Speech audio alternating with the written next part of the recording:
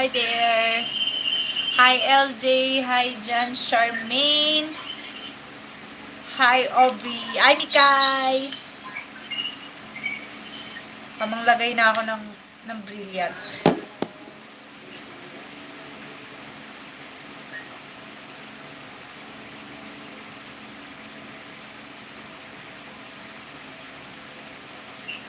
Hi baby.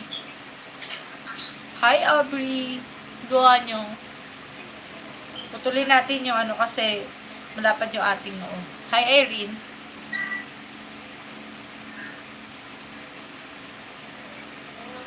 Hindi pa tayo dito. Sana all maganda talaga, Jera. Kasi nandito yung hangin. And ang sakit sa mukha nung ano. Hi Jana. Ang sakit sa mukha nung brilliant. Ang hapti. Kasi masakit.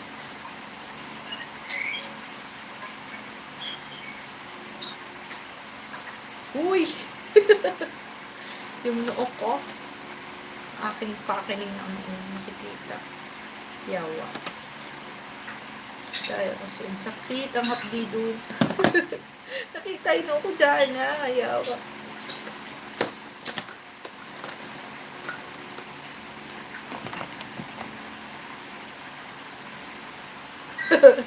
Gago ka. Yung noo ko. Lapad pa naman ang noo ko. So, after natin mag-toner, maglalagay na tayo ng grabe, tingnan mo, i-bone yung, breakout ko. Ang dami. Yan. Meron pa dito. Tapos, tingnan nyo yung line ng mask. Nag-line dito. Ito yung pahalos kakarating ko lang dito sa Baguio. Tapos, hindi ko ginagawang magpayong, hindi ko ginagawang mag-sombrero. Bumili ako ng sombrero nung napansin kong nag-line na sa mukha ko yung yung yawa na mask. Ayan. Ngayon, no choice ako kundi gumamit na ng brilliant para pumantay ito.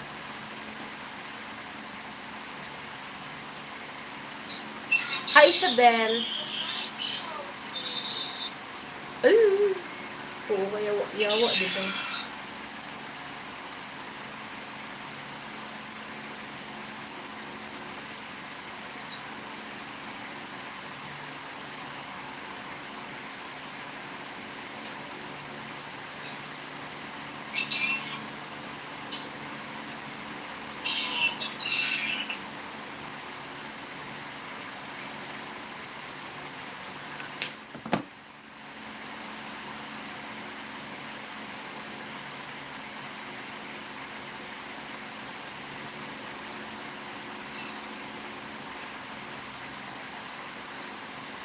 Hi, Yuhi. Good night.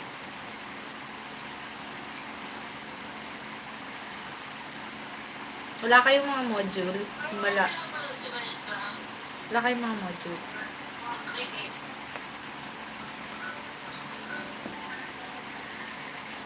Lagyan na natin si cream. Inisip ko kung bakit ganito ang meron. Hindi pa tapos.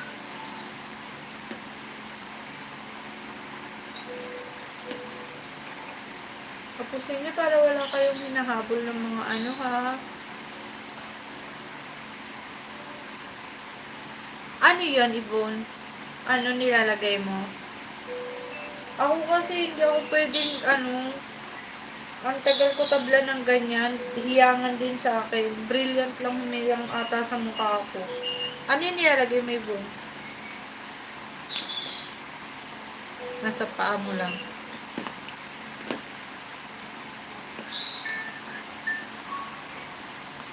Oh, ko yun. Kaya lang baka hindi pwede sa akin. Gago kasi itong mukha ko eh. Hindi na nga siya maganda, maarte pa siya eh. Arte kaya nitong mukha ko, epal nito eh.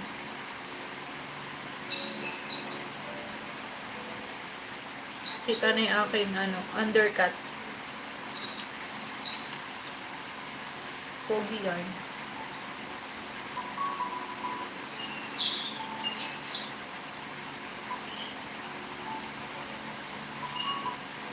Yeah, pinutulan ko ulit kasi mahaba na kasing undercut ko.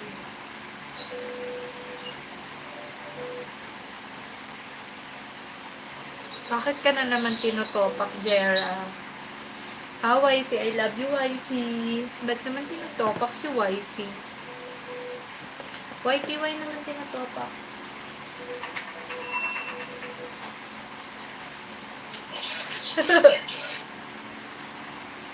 Kailangan maglagay ng petroleum sa akin dito. Yung dati kong butas. So, minsan parang feel ko baka nagkakasugat siya, like that. Pero wala naman siyang sugat. Feel ko lang.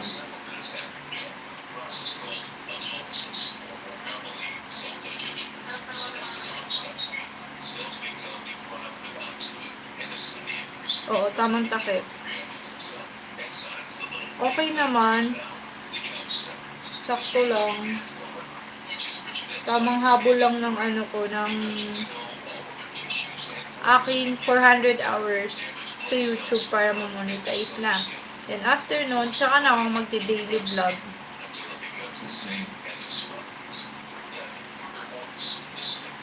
Diba? Inisip ko kung bakit ganito ang langit. Nilayo ako sa'yo.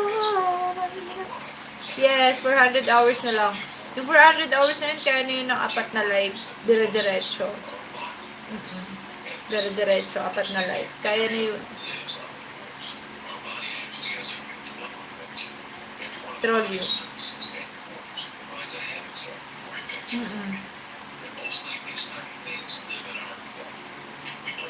Bakit meron ka, Isabel? Kaya, dire-diretsoin ko na yung 4 days. Diba? Sayang naman. Baka hindi nag-notif sa kanya si YouTube. Kaya wala siya. I-PM ko na lang dun sa isang sa isang phone.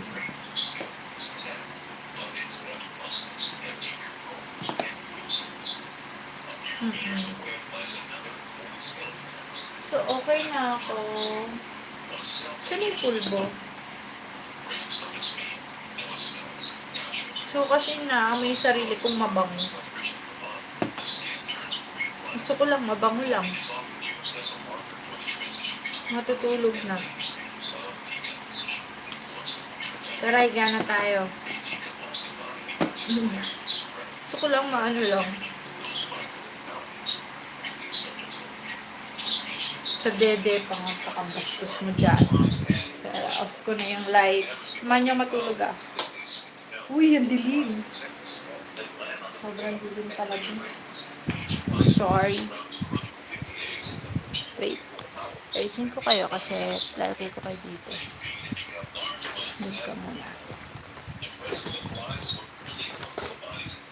Yan. Stay there. Yes, off lights. Ang init nga, gusto ko nga mag-bra lang. Kaya lang, nandyan kayo sa doctor mo. This may change according to the body's condition.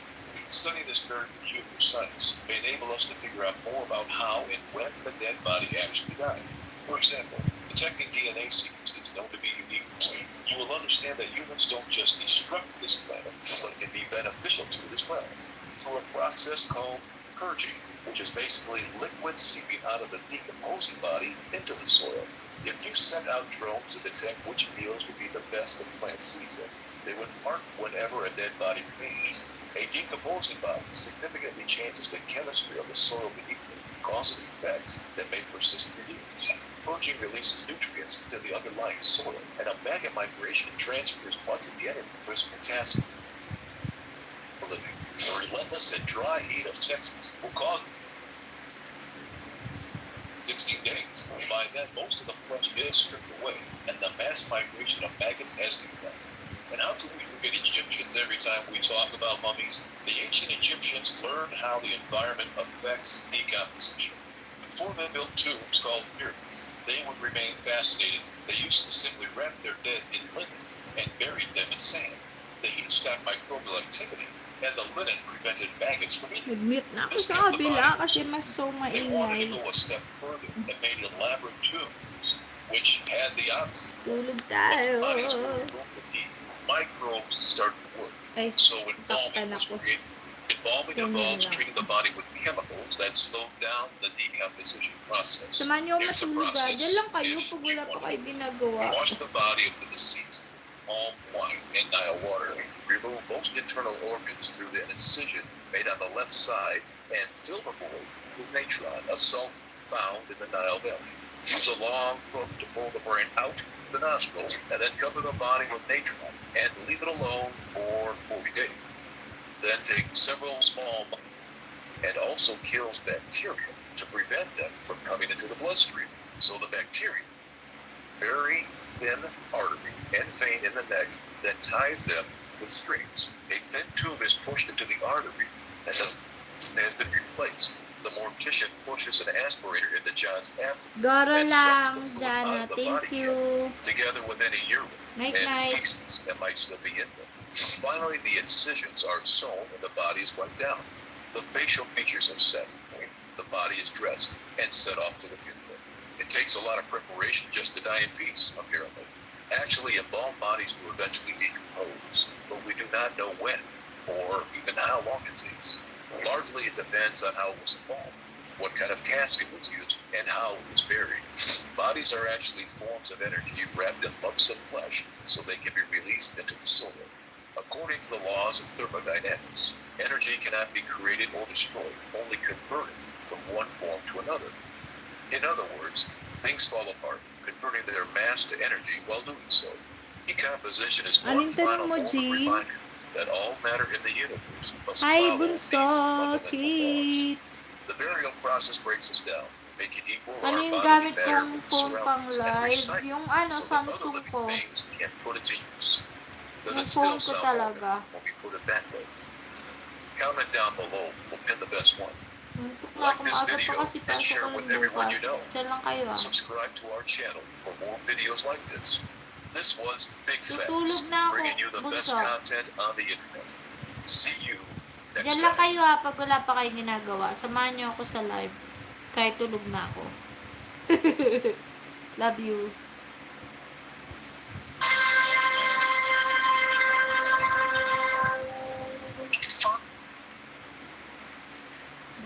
Nigel Davies' staff have just collected a body for Ay, si Paul. cremation. Wala din si Eka. Sino si Eka? They do around 500 funerals a year, pushing the absolute up to independent funeral professionals.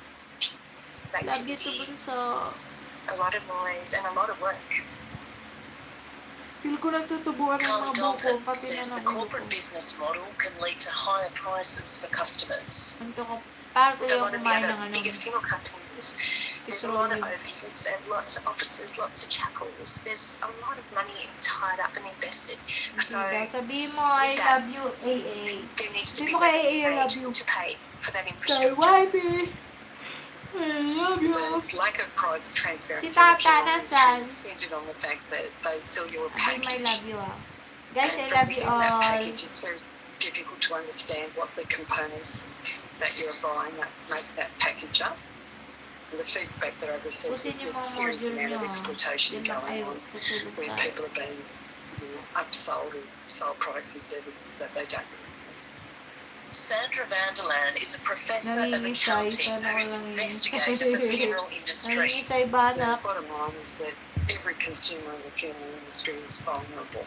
So therefore, I think that the industry has got a high duty of care towards the consumers that buying products that they don't necessarily need or want, maybe can't afford. For some bereaved families, dealing with a funeral company can be a traumatic experience.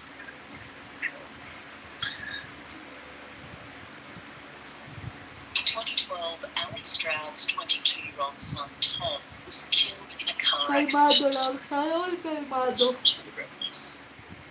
Sana all. Victoria's Transport Accident Commission gave the family $10,000 to cover the funeral. They chose Lapine, one of the best-known brands in the state. We started walking around, selecting coffins, and being asked some option questions. It's quite surreal. Sana all, di ba kalmado? And during that time, the sorry, things are rushing through your head, but we made the selections, got to a point where we're finished for that day or that time, and we checked in as to where we were, price-wise, to ensure that we hadn't gone over our budget.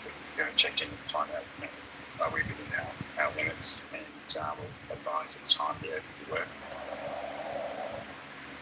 They were pleased with the service, but shocked when they received an email from the Pine 2 months later saying they'd gone way over their $10,000 budget.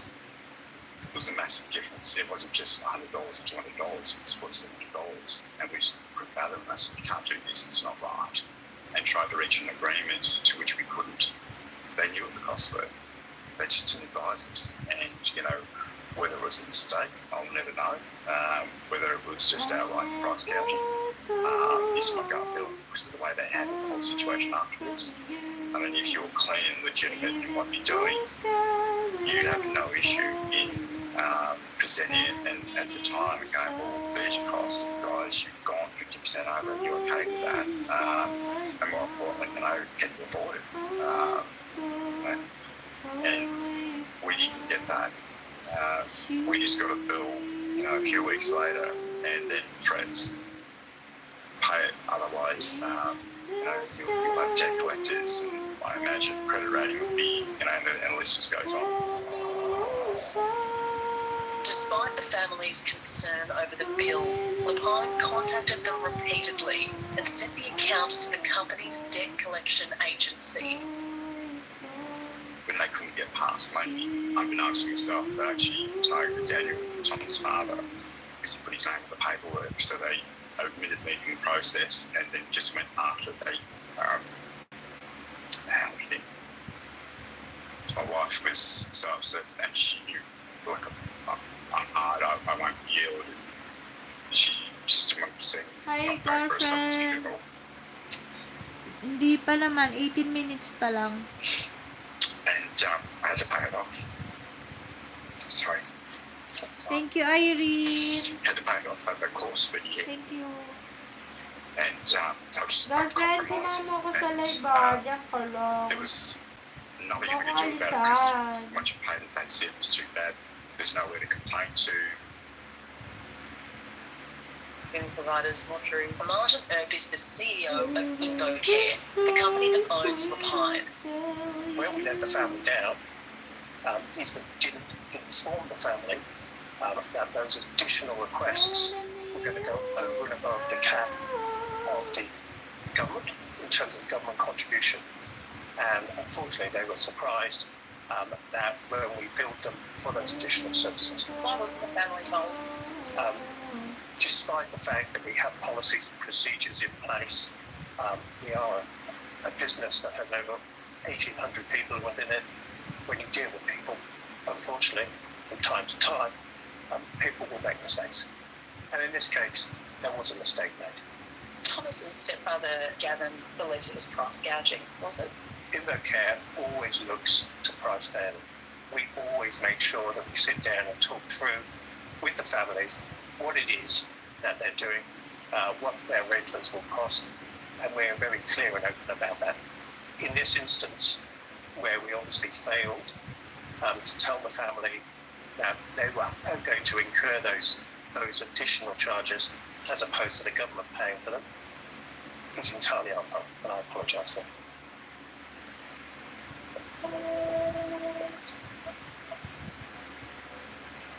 InvoCare is the biggest funeral operator in Australia.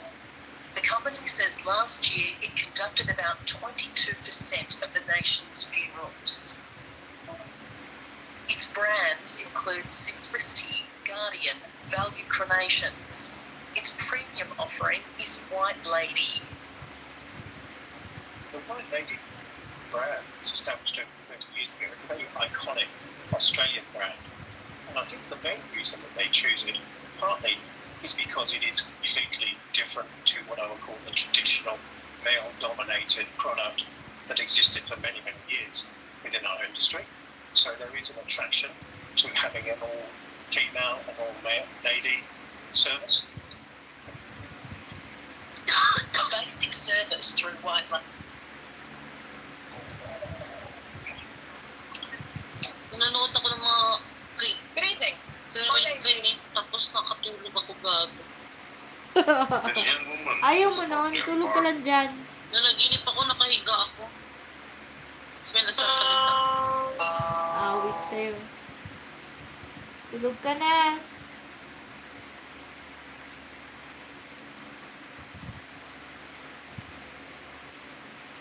I'll never go far away from you.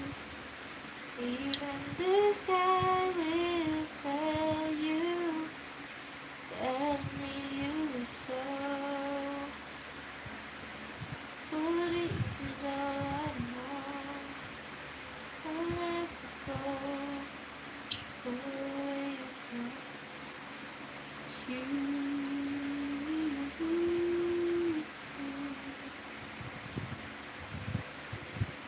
Even the sky will tell you that I need your soul. This is all I know. It's not abnormal because it's small and deflated. It's abnormal for another reason. Now, this fissure here, or this crack, separates the lungs here. And for those of you who may be taking an anatomy class, you've already figured out what's abnormal about this right lung. Welcome to the lab, everyone. Today we're going to show you 5 crazy things we found in dead bodies. In other words, things we found that we didn't expect to find while doing anatomical dissection. You see, when we get a donated body, we look at every little detail about their health history, like previous surgery, previous trauma, or chronic conditions. We also just get age, gender, and cause of death. So that means any anatomical abnormality that wasn't related to their death, we wouldn't know about unless we explored the body through anatomical dissection. So let's take a look at those 5 things we found in bodies here: abnormal lungs, openings, even what cancer can do to surrounding tissues. In other words, let's just get ready for this abnormal anatomical osseous.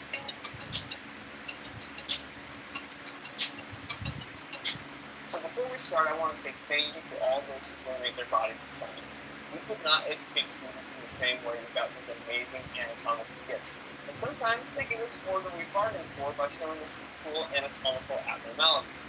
Let's start with our first one, counting backwards at number 5, with the abnormal lung. So take a look at this lung here. This is a right lung. This is the back side of the lung, the lateral aspect of the side of the lung. Is the anterior aspect of the lung. So if I held it up to me, it would essentially sit like so with the back side and the front here. Now, it's not abnormal because it's small and deflated. It's abnormal for another reason. Now, this fissure here, or this crack, separates the lungs here. And for those of you who may be taking an anatomy class, you've already figured out what's abnormal about this right lung. But if you haven't, let's jump over to the other body to show you normal right now. So here's our thoracic cavity, our chest cavity dissection here. You can see the heart, its pericardial sac, and all of its glory here. Well, let's take a look at the lungs here. Everybody owns these big lungs. It's a nice condition that allows to be filled. They're obviously they're deflated. With this right lung, you can see again those divisions, or these fissures or cracks here. Here's one lobe, the second lobe. If I move these out of the way, it's the third lobe down where my pointer finger is wiggling at. Over here on the left side, you've got a left lung with one lobe here. If I remove that, down in there, you can see the second lobe. So hopefully seeing the normal right lung that gave you as to what's different about this one. This right lung is missing a lobe. It only has 1 and 2 lobes. Normally, right lungs have 3 lobes, and left lungs have 2 lobes. But this one was an anatomical variant. Now, this person didn't have a lobectomy. We didn't see any surgical incisions we needed to be exploring, and these lungs filled the entirety of the right side of the thoracic cavity. It's pretty crazy to think about, but sometimes you can get a variation in lobe numbers from person to person. Now, what some of you may be wondering is, if it's missing a lobe, would that affect lung capacity? And again, if this is how the person came and the lobe wasn't removed surgically, the answer is not so much. The important part is the tubing inside. So again, if we take a look at this abnormal lung here, you can see some of this tubing that I've exposed by removing some of the lung tissue from this lobe here. But that tubing that's going down and branching into the lung tissue, these start as bronchopulmonary bugs, or little tiny buds and tubes, while you're developing inside lung. And those tubes continue to grow and develop, and as they're growing and developing, the lung tissue starts to wrap around these tubes. And certain fusions take place between the lung tissue and the various tubes and start dividing the lung into lobes. Now, as long as the person has all the bronchopulmonary segments or this tubing going within the lobes that they have, they're going to have lung capacity that is sufficient. And they found variations in different cadaver labs. They've seen right lungs with 2 lobes, or even 4 lobes in some cases. They found left lungs with even 3 lobes. And so those variations, as long as they have the proper bronchopulmonary segments or the proper tubing going into the variations in the lobes that they have, they should be okay. But again, most of us come with 3 on the right and 2 on the left. Number 4, the structure that we started to refer to as the stepped Achilles. Well, let's look at a normal Achilles first, and then we'll go to the abdomen. So as you can see, we're looking at the posterior aspect of the lower leg, or the back of the lower calf here, and we often refer to this as the calf muscle, but it's technically called the gastrocnemius muscle. And then you can see this amazing tendon called the Achilles tendon, technically the calcaneal tendon, but this is the largest and strongest tendon in the body. If you get close, you might be able to see fiber orientation of these collagen fibers going in all the same direction, because this tendon is made of a dense, regular connective tissue, which is really important to help it be strong in this one direction. Again, regular because the collagen fibers are aligned with the rows here, and when this muscle contracts, the tendon therefore pulls the heel upward. Now, look at how glossy this tendon is up at the musculotendinous junction here. You're not going to see that on the abdominal Achilles that we're going to show you. We're going to look up here and see a major difference on the abdominal one in just a second. So the abdominal Achilles is from the same body, just a different leg. And you can see that's relatively normal here. Even when we get up to that musculotendinous junction, you can see that nice distinction between the tendon and the muscle belly here. But if I rotate it towards you a little bit here, if you look closely, they're nice and glossy, and it starts to change a little bit. And the tissue looks a little bit more frayed and fairly say people. And the muscle belly of the medial aspect of that calf muscle is scrunched upward more so than normally would be. This is all scar tissue from a partially ruptured Achilles tendon. Now, one of the things that was also interesting about this, when I was dissecting this tissue, I have to reference this tissue here, this white tissue called fascia. Now, keep in mind, this fascia will tune down like a sleeve over the muscle of the tendons. And using the fascia, I can slide up underneath it relatively easily and gently peel it away from muscle of the tendon. But in the case of right here, where the tendon, the Achilles tendon is ruptured, it is totally fused with that scar tissue. So I want you to think about that. Fascia surrounds these areas, but the muscles still need to slide and glide underneath the fascia. In the case of this guy who's ruptured here, the fascia and the tendon, or the scar tissue from that partial rupture, was fused together. Now think about what would happen every time the guy got up on his tipping toes and tried to slide and glide and just stuck to the fascia so he would gain that. So likely this person when they were living had some tension going on there, and even probably some limited range of motion. Now most people, when they rupture their Achilles, they tend to do it lower down, which tends to be a little bit less of a complicated surgical procedure because you're going to stitch tendon and tendon together. When you rupture close to the musculotendinous junction, that can be a little bit more of a complex surgical procedure. But in the case of this particular person, likely didn't have surgery because in a partial rupture, but it healed with all that excessive scar tissue. And number 3, the mutant ovary. Now, in order to see this abnormal ovary, cut a body into sagittal plane, or in other words, dividing it right and left sides. One side's going to have the normal ovary, the other's going to have the abnormal. Let's take a look at the normal ovary first here. Again, you can see that sagittal cut. Here's the frame of reference to the spine, or the lower part of the spine. Here's the pubic bone. And we're looking inside the pelvic cavity here. Here's the uterus, and close by we can see the structure that we call the ovary. And I'll set it down so you can see its relationship and its size here. About the size of an ovary. So not a huge structure. And you know the ovaries produce eggs, or known as ova, also release estrogen and progesterone. But what about the abnormal ovary? So take a look at the other side. Again, the sagittal cut, pubic spine, pubic bone for a frame of reference, and the uterus. But oh my goodness. Look at the size of this ovary. It's like quadrupling in size compared to the normal ovary here, and potentially this could be something from PCOS, is what we theorized, polycystic ovarian syndrome, where the ovary develops all these cysts and enlarges. This particular body also died of breast cancer. Now, there's mixed data or mixed literature that says PCOS can be a risk factor of breast cancer, and other studies say not so much, but it's something to think about. Now, it's crazy to think of the size difference here again and the potential pain that this could cause. So again, women, work troopers, love you, you're awesome.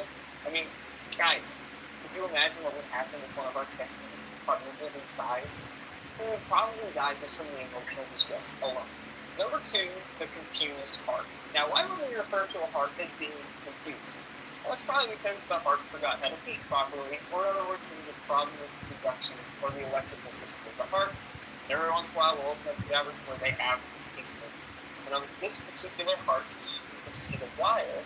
The wire is often referred to as the pacemaker system.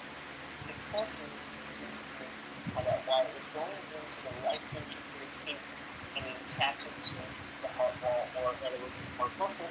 So when it gets an electrical impulse from the pulse generator that's typically implanted in the chest, you can control rate and rhythm more properly for those who have issues with the conduction system of the heart. Now, one other thing I want to mention about the pacemaker system is that the heart of the pacemaker, totally intended, is a magnetic generator which has the battery and creates the stimulus that goes down to the lead and therefore makes the heart contract. Now, it would make a lot of sense to place that generator in a more superficial position, to say like the battery or a guide or to replace that generator. It's a much less intense procedure or less complicated than having to replace the lead that's connected to the heart. So you definitely want to do this right, leave that in relatively permanently. If you had to ever replace the generator of the pacemaker, that would be a much less intensive surgical procedure. And number one, cancer and the wimpy greater omentum. Now, what's a greater omentum? Well, funny you should ask, because we're going to take a look at this in the abdominal cavity here. Now, a lot of times when we think of the abdominal cavity, we think of the guts or the small intestine. You can see in my hand here. But you would actually see this apron-like structure draping over the small intestine, and this is called the greater omentum. Now, it's not attached inferiorly. It's actually just attached up to the stomach and the transverse colon, so you can actually reflect it away and bring it back down. When we first opened up this cadaver, the first thought I had was, wow, this thing is so thin comparatively to other greater omentum that I've seen in the past, and it's also shifted over to the left side. Now, to really appreciate that, let's show you the normal one. Now, here you can see the abdominal cavity of another cadaver, just to orient you. This would be your six-pack muscle underneath this white tissue here, so you reflect the muscle away. And that's the first thing you would see is that greater omentum. And you can see this one is a lot thicker, does a better job of covering the majority of the small intestine here. And what's cool about the greater omentum is you can see from that yellow tissue, it is a place of energy storage because it's made of adipose tissue. It also has lymph nodes, so it provides some lymph function. One really cool thing, it actually will migrate. Remember, it's not attached down here, so there's freedom of movement for this structure. But it can migrate to areas of infection or even areas of trauma. So let's give an example. Let's say this little structure here called the appendix ruptured. They've seen cases where the omentum will migrate around that a little bit, shift over to there, and encapsulate that infection in hopes to essentially stop it from spreading to other areas throughout the abdominal cavity. So back to this abnormal or the wimpy greater omentum that we pointed out. This particular body died of colorectal cancer that metastasized to the liver. You can actually see some of those nodules or those areas where the liver is unhealthy here. And that's eventually what unfortunately caused this person to pass away. But in regards to the greater omentum, with the cancerous nodules in the colon and the rectum here, the idea is it possibly shifted the omentum over to that side. And oftentimes when people are on chemotherapy and drugs of that nature, it can cause a lot of weight loss. So that might have also pulled some of the adipose from this. And there's a theory that possibly even cancer cells may be interested for an energy source. Thanks for joining us on this 4 or 5 crazy things we found in the human body. Go ahead and comment below if you've heard of any crazy things that people have done in human bodies, or just future ideas that you guys have for videos that you want us to create. Also, you can see we've got some cool anatomical artwork. We'll put that in the link description. It really helps support our channel. Please smash that like button and subscribe if it's not neat. We'll see you in the next video.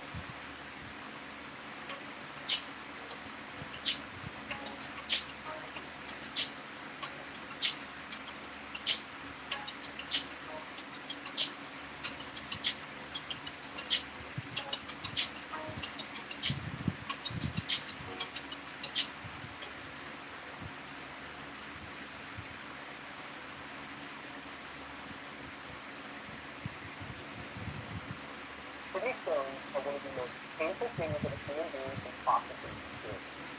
And the older you get, the more likely it is that you are going to experience really documented joy. So in today's video, we're going to use the cadavers to take a look inside of the kidney and see exactly where, why, and how they form. And on top of that, we're going to see why they hurt so much. That's it.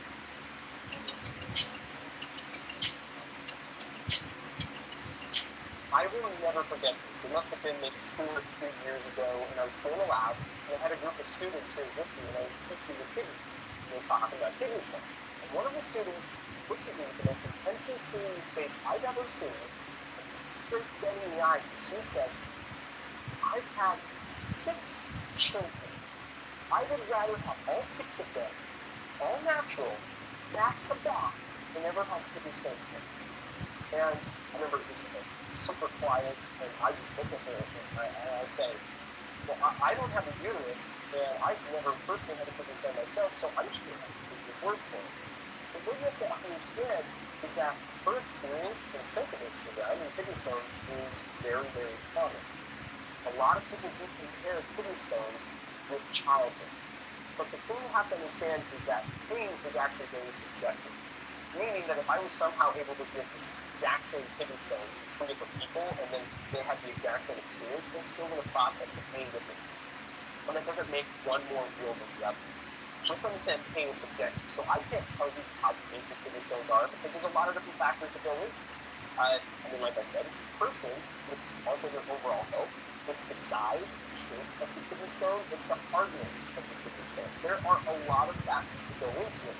Just understand that kidney stones are painful, and it may be more painful than childbirth, it may not. But either way, you do not want to have these things. So let's go ahead and take a look at the cadaver and see exactly that. You are looking at a left kidney, and I know that because this ureter right here is behind these blood vessels, which tells me it's a fact. Now, you need to also understand that the left kidney happens to be a little bit bigger and a little bit higher in the body compared to the right kidney. And that's because the liver, which is on the right side, is so massive, it shrinks the kidney a little bit and also lowers it slightly. But on the outside of the kidney, there is a bunch of connective tissue. You can see some of it kind of shoot up here, and that's just due to handling that's kind of roughed up like that. But this outer connective tissue there is called the renal capsule or the fibrous capsule. You can kind of choose what you call it. And this is true for most structures in the body. They have a connective tissue outer layer that's just going to be very protective and just help with a variety of that stuff. So my favorite things is to here in the lab, is what's called the renal levels. Actually, grab the kidney and reflect it open. And that's because we cut the kidney in what's known as the coronal or frontal plane. And that basically just means that we cut the kidney so there is an anterior or front portion and an posterior or back portion. And this allows us to see a ton of really cool and interesting data. Now, I'm going to take this half, place it over here, and we're going to focus today because this is going to allow us to see pretty much everything we need to see.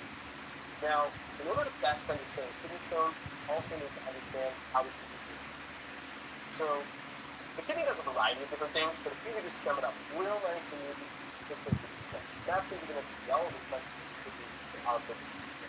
So how it does that is this structure right here is called the renal artery. And the renal artery is going to start taking blood, unfiltered blood, and as you notice, it's going to start splitting. And as it starts splitting, it's going to start heading up to this portion here. It's going to be difficult to see exactly where those splits are, but it's going to head to this outer rim here. This is known as the renal cortex. Cortex just translates to bark, like bark of a tree, so it's a surface type region. And this is where most of the interesting things in the kidney actually occur. The problem is it's too small for us to see with the naked eye. That inside of this cortex are a bunch of tiny little filtration units that are going to filter the blood for us. So we take unfiltered blood to the cortex, it becomes filtered, and then what's going to happen is that newly filtered blood will be deposited into the venous system. And it's going to go back that same pathway, it'll just be a different tube, and it will then exit the kidney right here in this structure known as the renal vein. So we bring blood in through the renal artery, and then we take blood out, which is filtered to the renal vein. And the renal vein is then going to connect to a larger blood vessel, which will get transported to the heart. So just think about it like this: the heart pumps blood to the kidneys, to the filter, gets filtered, and then gets sent back to the heart. But it doesn't send, obviously, all the blood at once. Otherwise, if you close loop, it would never get blood anywhere. This whole process is happening 24/7, 365. You are always filtering your blood, and that's a big thing, because if you weren't filtering your blood, the blood becomes very toxic very quickly. And we'll see exactly how that happens in just a moment. But when it does filter out these particulates, they have to go somewhere. So where they're going to go is into this next region here that we call renal medulla or medulla. That just basically means arrow, but it's just because literally important. So we have the cortex on the rim, and then we have this inner portion that we call the medulla. But inside of the medulla are going to be all the really cool looking structures like renal pyramids. And if I had done the dissection differently, you would actually be able to see that these structures do in fact have a parameter for human. They really do. So human beings have on average around 7 to 8 of these inside of the kidney, but you can actually have more. This just comes down to very, very different species. But what's going to happen is when the blood has been filtered, all the stuff that the body decided it didn't want is going to be dropped into these renal pyramids. And it's going to drop down this tiny little tube here. It's just located inside of here. And it's then going to get to these next structures right here called the renal papilla. And papilla just means nipple. So if you were to look at these, they do have nipple shape, I guess you could say. And this structure is going to be important for kidney stone formation and go forward on. But we also have to understand that now we have a new substance. Now we're going to start calling it urine. So urine is going to be composed of particulates, things that the body viewed as being waste or just an outlet that you need, and it's going to mix that with water to form urine. And it's then going to go into the urinary tract. So this is where the urinary tract is going to end. So there's renal pyramids to the renal papilla, and it's then going to go into another structure here called the calyces. Now, calyx means husk, like the husk of corn. So that's what it's its name. And this is going to be very important for kidney stone formation. And it's then going to come over to this structure here called the renal pelvis. Pelvis is just base. So this is the base of the kidney because renal also is. And then the urine is then going to go down this very long tube that we call the ureter. And the ureter, which we've obviously cut here, would then be connected to the bladder. And then the bladder, which is just a storage facility for the urine, and then the urethra coming out of it, to drain the urine out of it. Now that we know how the kidneys filter blood, we can discuss the process that gets kidney stones to form. And probably unsurprisingly to you, it's going to happen with the urinary tract. The urinary tract begins here inside of the lecture tubules of the renal pyramids, and then will end with the urethra.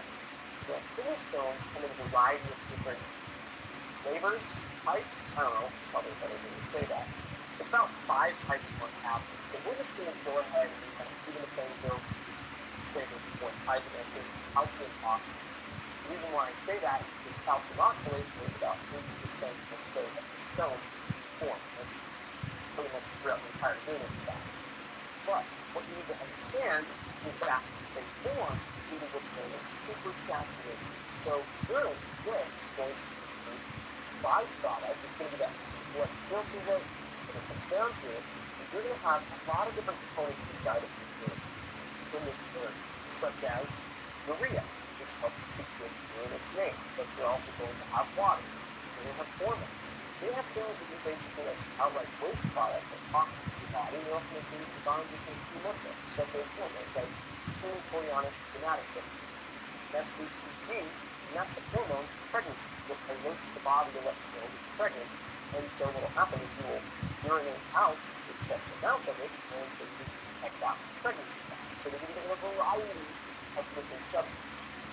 But one of the things that's also in there are electrolytes. Now, electrolytes are not just down in the vehicle, and they're all throughout your body. These are going to be charged particles, such as like calcium, sodium, potassium. And calcium is going to be the most relevant to us, due to the fact that the calcium oxidates stones.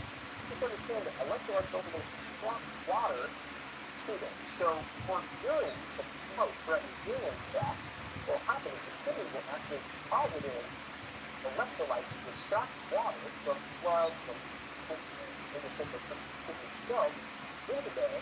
So then you have this liquid that is more easily transported down through the system. Now, the thing is though, you have too many electrolytes, specifically this is things calcium, oxalate, and phosphate. What can happen is that supersaturation. And when it's supersaturated, crystals begin to form inside of the urinary tract. Now, typically, they're going to form in the collecting tubules of that renal pyramid and in the papilla of the renal pyramid. So this is where you have this event called lubrication occur.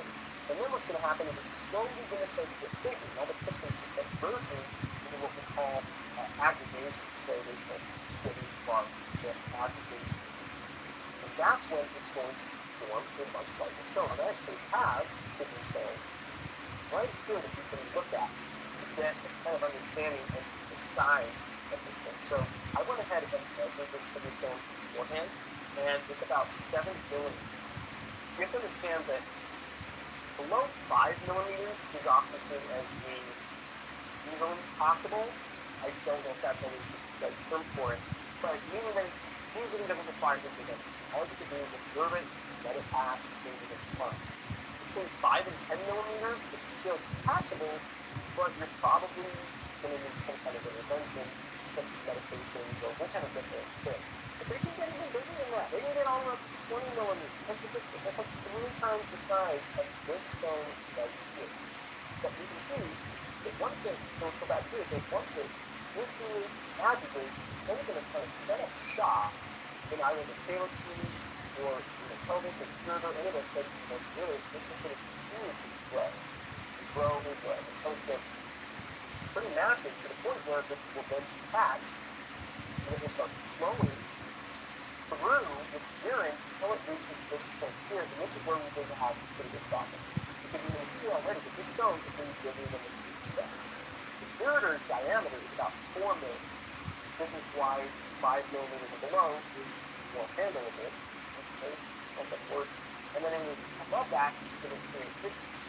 And you can see that the shape is also going to be crazy. These kidney stones can have some crazy shapes that look like they're from the bowels of hell or something like that. And so what will happen is this, not only is it massive, it's jagged, and it's going to start to get juice too. Now, one thing you have to understand too is how, and I'll move this kidney stones for a second, is how urinary tract puts urine or moves urine to the body. What will happen is this tube here is layered, and there's a muscular layer to it that will actually tract. So what will happen is the ureter is normally closed, which makes sense. You don't want to have the tube just fully open, because imagine if you do a handstand. All the urine through the bladder will have the ureter back to the that doesn't make sense. So it's going to be closed off. But as the kidneys fill in with blood and urine, what will happen is it will eventually open up, and it will allow urine to flow into it, and then it will close the pelvis. So there's a sweet chunk of urine that's going to be in here, and then the tube is going to contract and squeeze it down. All this peristalsis. And this happens in other places in the body too, like the cardiovascular system, the digestive system.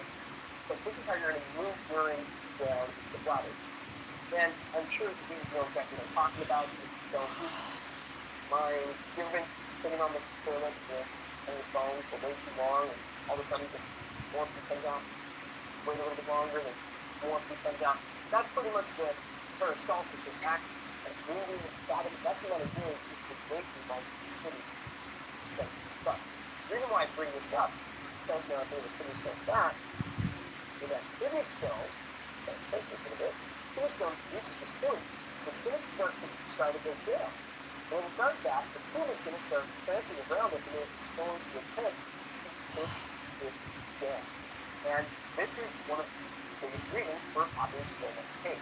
The tube is just contracting that muscular layer, just cramping and pushing around it in an attempt to push that entire stone down. And I'm going to do my best to consider this. So you can get side-by-side comparison.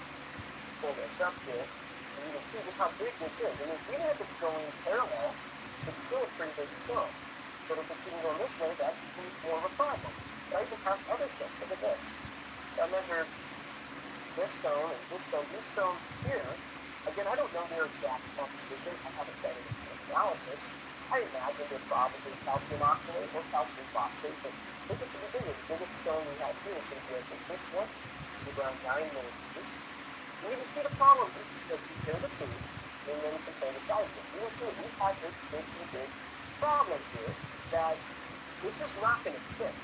And that's where you're definitely going to have to start doing what are known as interventions. Interventions are going to be things like medications such as painkillers or muscle relaxers, which are going to focus on that nerve, which makes a ton of sense, right? If you can get it to relax and open up, it's going to be easier for that stone to then pass through.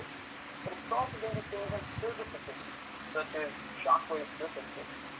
This is where you'll lay down and able to send focused sound waves through water into the back, into the kidney, to help pulverize the stone. But this depends on the hardness of the stone, which depends on what it's made of, depends on the medication.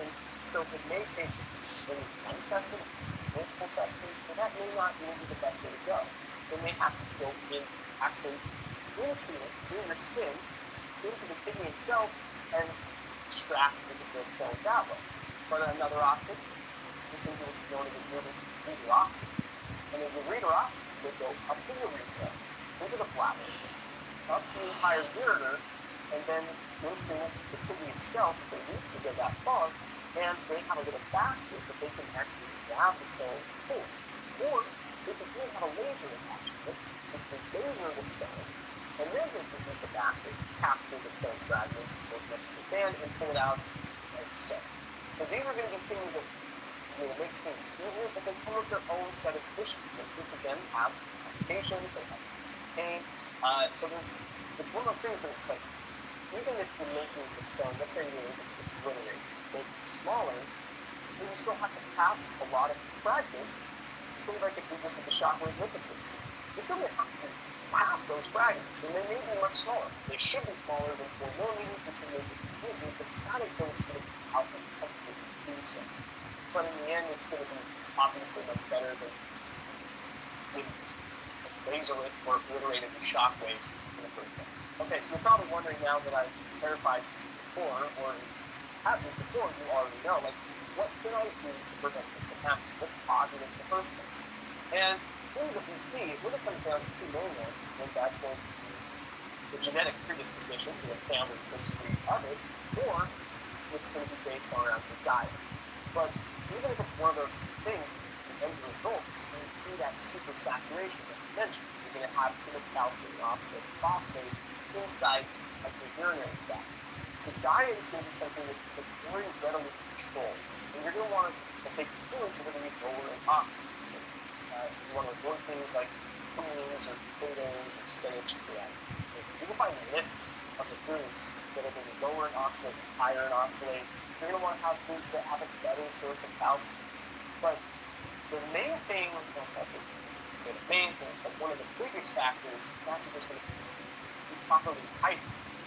You're going to want to make sure that you're urinating. Because if you are properly hydrated, the proper sources of hydration, not just drinking, say, like soda or cola specifically. Colas have also been shown to have a strong link to reduce inflammation. So by drinking enough water, maybe I should say this first, if you're dehydrated, well, then you're going to have supersaturation because there's less water content inside of your urine. But if you're properly hydrated, you can have a more normal saturation level and make it far less likely for you to have those stones. So probably no surprise to anyone that answer, or at least the best remedy or prevention method is going to be a better overall diet and drinking water. So why are kidney stones so painful? Well, it's a combination of things. It happens due to the fact that there's a stone forming inside of the urinary tract, which can obstruct flow and create pressure inside of the kidney. It's the fact that it's sharp and jagged oftentimes, or just oddly shaped, and it's pushing its way through a tube. The tube is smaller than the stone itself, and then it's scratching, scraping its way down, the entire way down by the thing. And sometimes you might get a moment of rest of the relief when it gets to the bladder, but sometimes you may not. And you also have the residual leftover feeling, even if it is in the bladder, or if it's out the urethra, of the fact that your body just went through a traumatic event, so it's going to feel that way. So, but yeah, then it's going to go through the urethra. And by the way, this is one of the very few times in human biology that it's worse to be a male, because it's going to have an obviously longer urethra than it's going to have to go out. So it's a combination of all of those types of things coming together to create this just insanely horrifying experience. Thanks for watching, everybody. Hopefully you learned something in this video. And if the only thing you learned in this video is that to prevent kidney stones, or at least give yourself the best shot of not having them, is to have a better diet and stay hydrated. And I am considering this outright. But as always, be sure to like, comment, subscribe, and leave a comment below. If you have an idea for a video that you want Jonathan and myself to do in the future, just let us know. We're always open to new ideas. One of the videos we're interested in, and just ones that we're interested in. But again, thanks for watching. I will see you.